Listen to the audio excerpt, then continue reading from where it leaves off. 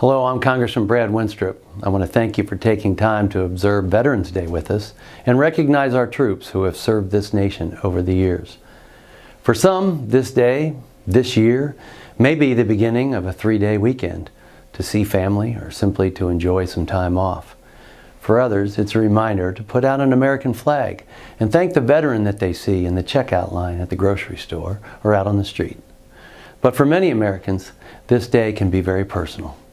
It may be the memory of that jittery feeling of holding up your homemade sign waiting for your mom or dad, your husband or wife, or your son or daughter to emerge from a sea of uniforms and come running towards you for that first hug. It might be the deep breath you took when your feet touched U.S. soil and for the first time in many months, or in some cases years, you were not worrying about who was trying to kill you. You felt safe.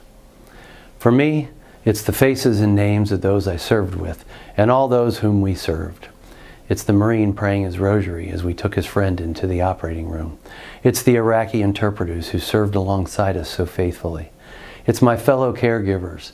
I think of them often and hear from many of them. They are what, and more importantly, who Veterans Day is about. Americans don't just wear the uniform for our nation. They do it for each other. We serve for each other and on behalf of each and every citizen of the United States of America.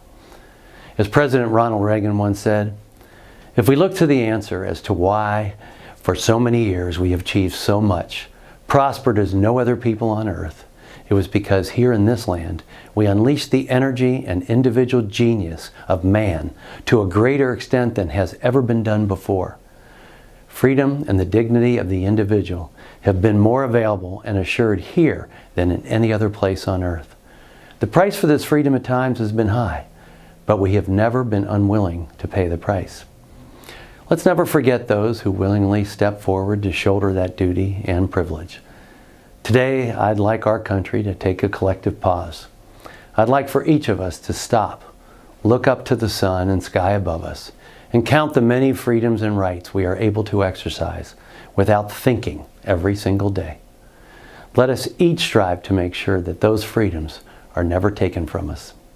Remember to feel deep gratitude for the many gifts we enjoy, simply due to the privilege of being citizens of this great country and the sacrifices that fellow Americans have made on our behalf in order to maintain that privilege. Today is personal. We each have the individual responsibility to steward well what we have been given. Today and every day, we have a responsibility to honor those who were honored to sacrifice of themselves for others.